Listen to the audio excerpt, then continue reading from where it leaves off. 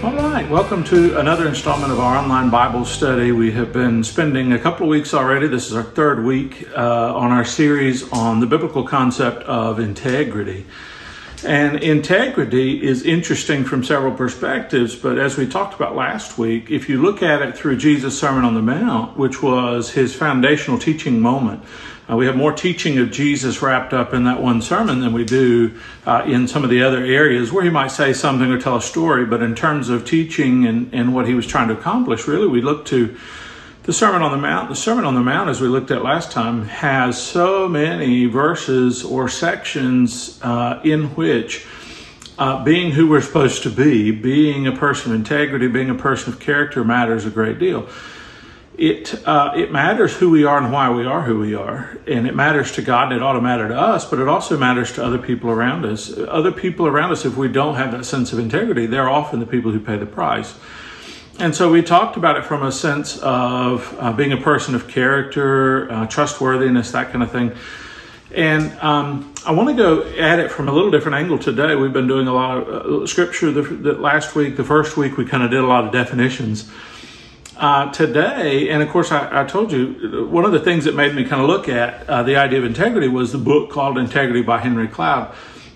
He has 6 character dimensions. So if we say a person has integrity, what we're saying really is that they're a person of character and of good character, because you could have bad character, so a person of good character, and so their character is such that. And that's what I want to talk about today, what being a person of character or integrity means, and what are some dimensions of that. I just want to use a couple of the ones that Henry Cloud talked about, because I think they're really interesting. They dive deep. They're not kind of the way we always think about things. And then go about it from that perspective. So we'll again, read a couple of Bible verses, but a lot of this will be talking about some of the aspects from his perspective from the book that he has. And one of the things that is a dimension of character that he talks about in terms of building up what I think we'd all agree is a Christ-like character is the idea of being able to establish trust. When we look at it from this perspective, we can do very little in life with people that we don't trust. It's just the way of it. It's just that's a realistic point of view. If you have a leader and you don't trust them and they say, come on, let's go, you're not going to go. And rightly so, because why would you follow somebody on a journey that you don't trust? And so really your neighbors, there are so many things that we can't accomplish things with other people unless we trust them. The whole of Scripture is dedicated not around individual accomplishment. The Old Testament was about the nation of Israel, the chosen people. The New Testament's about the church. God calls us to community, and a community is a place where being trustworthy matters. And so being able to build trusting relationships with people, being able to make a connection with people whereby they trust you is an important thing. It's important for leaders, but it's also important for regular people in community. And so we talk about the idea of being able to make a connection with people where at the end of that connection, there's a relationship, and it's one built on trust. For a lot of people, making connections is difficult, okay? From a personality point of view, not everybody has the ability to come in and make a connection with somebody. You've probably all had experiences with salespeople who you come in and you don't know them from anybody, and by the end of the process, you're calling them by their first name, and you feel like you've known them for a long time. They have that instant ability, which feeds probably their sales. It's useful to them to accomplish their purpose, to be able to make a pretty instant connection. Not everybody has that. It takes a little while to get to know people. It takes a little while to build that trust. And that's okay too. We're not saying that this has to be for people who do it easily, but that everybody in the world needs to realize that this is something we need to be about doing, making those connections and doing things. And so Cloud talks about this idea of empathy. Empathy is the idea that you're going along and find somebody and they're going through an experience. There's a couple of different ways of reacting to that. If their experience is not our experience, then we can say, well, that's not genuine. That's not really, something that I validate. I mean, many of you have tried to tell somebody something, you're trying to express the emotion of that, and they dismiss you pretty quickly. You don't need to worry about that. You don't need to fear that. You don't need to. You just need to. You just need to. And what they're doing is, you're in that situation, you're trying to share something that's very real to you, and they're trying to skip over something that's very real to you. And you're left saying, that person doesn't care, that person doesn't make connections, that person doesn't. And listen, I'm one of the world's worst at, I'm having a conversation with somebody, and I'm trying to listen to what they're saying, but also trying to figure out what I'm going to say next. So in my mind, I'm like, what's my response to that? What's my... Being able to make a connection and build trust is so important. And empathy matters. Looking at somebody and the other person being able to tell instantly that you understand them is a great gift. Because if people don't feel understood, Henry Cloud says one thing, says the human heart will seek to be known, understood, and connected with above all else. We want to know that somebody understands us. We want to, in politics, we want to vote for people like us because we think that people like us will see the world in a way that we see the world. Will make their decisions, therefore, in ways that will help us and respect us. And so to see it from that perspective is kind of eye-opening. We want somebody we can trust.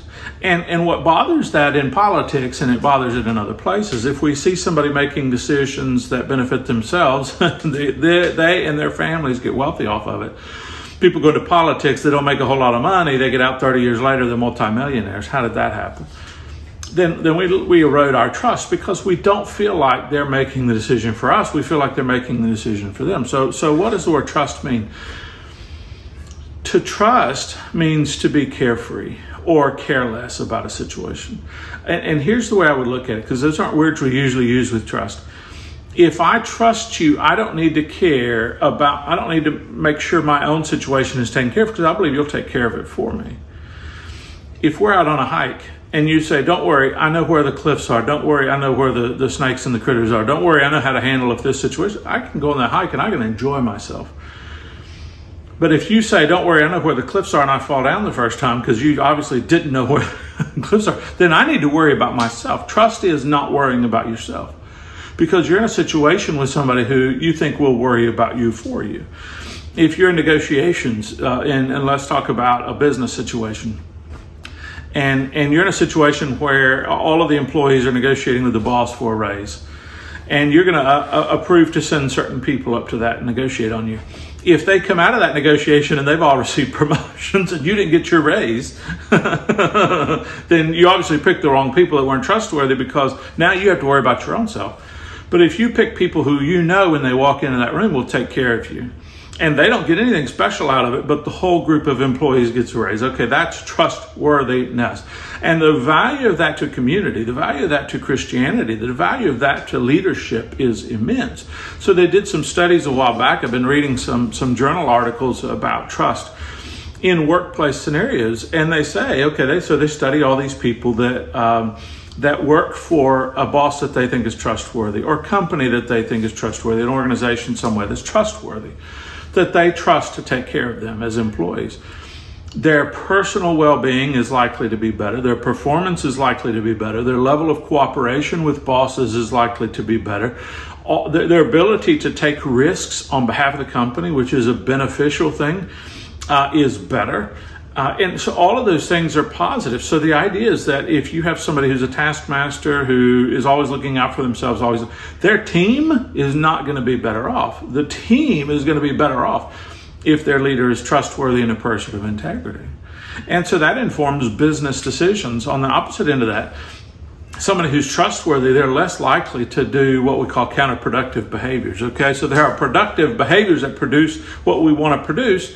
And then there are times when people sabotage themselves. There are times when people, I did the wrong thing, wink, wink. I set us back a little way, And so they have these counterproductive behaviors. It may be wasting time, it may be all of these other things, but things that are not. When you trust that person who's in leadership, you're less likely to do those things. And so what they studied is the whole of business is better if it's run by people of integrity. Now you would say, okay, well, what if we had people who were willing to lie, cheat, and steal? And so they would take somebody else's patents and use them for ourselves. We'd make a whole lot more money. That happens, but on the whole, teams, businesses, and all of that benefit from being able to trust their bosses, benefit from being able to trust their employers, their organization that they work for, their business that they work for. Why not would the same thing be true in the church? That we can trust each other, we can accomplish more together, or we could perform better together. We can do all of those things. And so it's about, producing a cohesive team. So all of that matters. And so at the end of the day, trustworthiness means that we believe a person is for us and not against us. That's not always the case, because a lot of times when we're in a business situation, especially, it's a competitive situation. And we think that somebody else might be fighting for that same promotion that we are. And what that does is that hampers production and performance and efficiency and all the things that we've been talking about. So trustworthiness from a secular perspective is beneficial. From a Christian perspective is essential. We need to be able to trust each other, okay? And to do that, we're going to look at 1 Corinthians chapter 4. Paul is talking to the Corinthian church. He wrote a letter to them, and this is the way he says you to look at us as, Paul and Apollos, some of the others who are on that journey. So this is how one should regard us. This is 1 Corinthians 4, 1 and 2. As servants of Christ. So number one, we're for you. We're serving you. We're not there to be served. Jesus said the same thing, right? As stewards of the mysteries of God. So we're stewarding what God has given us to give to you. And then he said, moreover, it is required of stewards that they be found trustworthy. So one of Paul's great statements is, and if you look at the Old Testament, many Psalms, many Proverbs, God is trustworthy. Many of the stories in the Bible were meant to showcase the trustworthiness of God. And so what Paul would say is, hey, listen, God's in the ministry of reconciling people, but he gave us that ministry. He said that in 2 Corinthians, and I believe chapter 5. And then he says, by the way, we're ambassadors of Christ, Christ making his appeal through us. So if we're representatives of God and he is true, then we need to be true. If he is trustworthy, we need to be trustworthy. Because if we're not, and we don't resemble the character of God, we don't represent the character and nature of God, people aren't going to look at us and see God. They're not going to look at us and give glory to God. They're not going to look at us and say, I want to follow who you follow. I want what you have. And so it's critical that we do that. Truth is the counterpart of that. And the second dimension that Cloud talks about is being oriented to the truth. Here's where that makes a difference. Jesus said, I'm the way, the truth, and the life. No one comes to the Father but by me. And I think he means that by saying he's the way, but also he's the truth, and the life. All of those things pop up together, but truth is an interesting concept. How many of us do you think are willing to tell a little white lie when it's inconvenient, when we have risk involved, a risk of negative behavior, negative consequences or some way?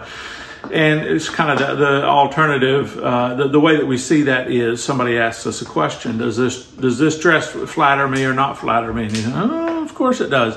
Does this? How did my solo go? How did my performance? What about my speech? What about this part or this part?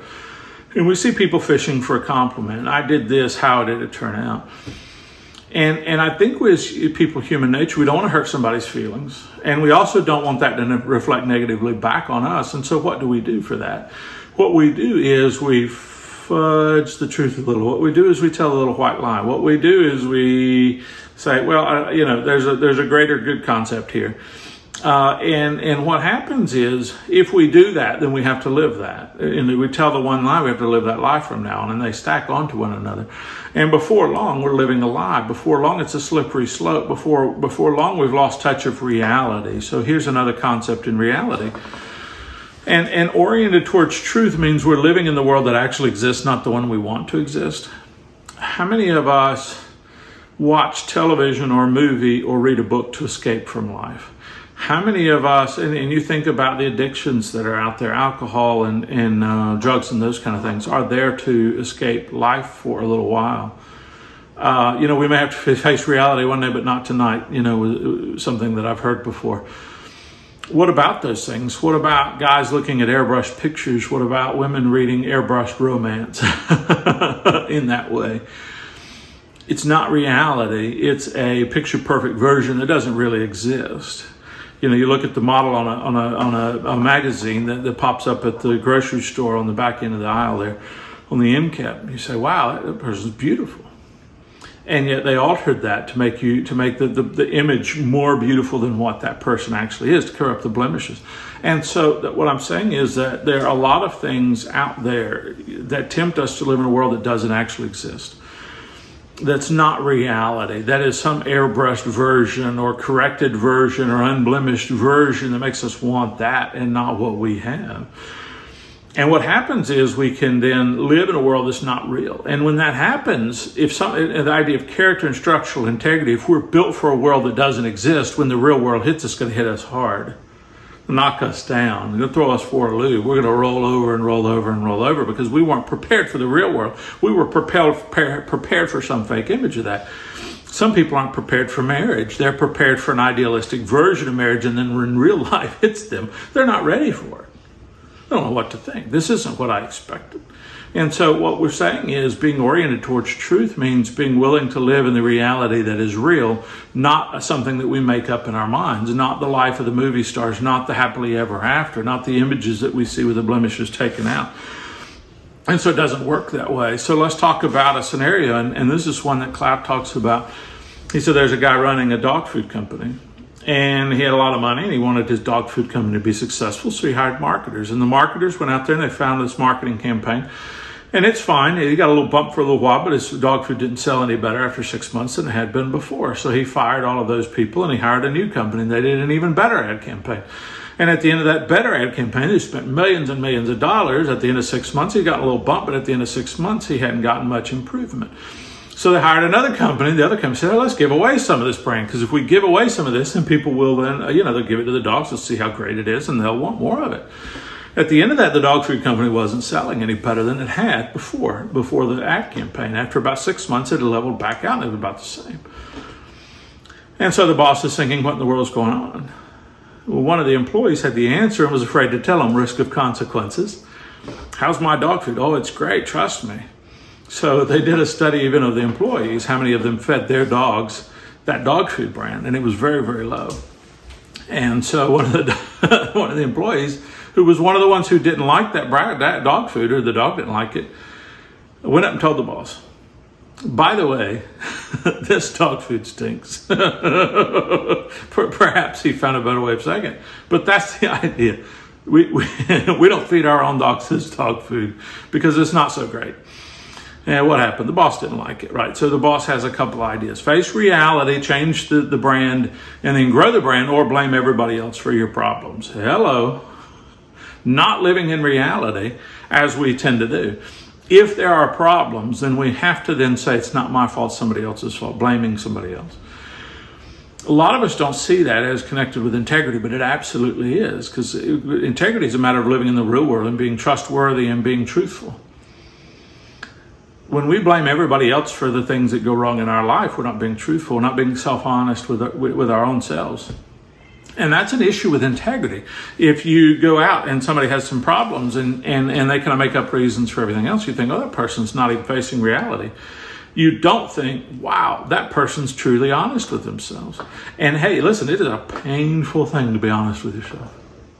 It is superbly painful to find gaps in your life that you need to fix.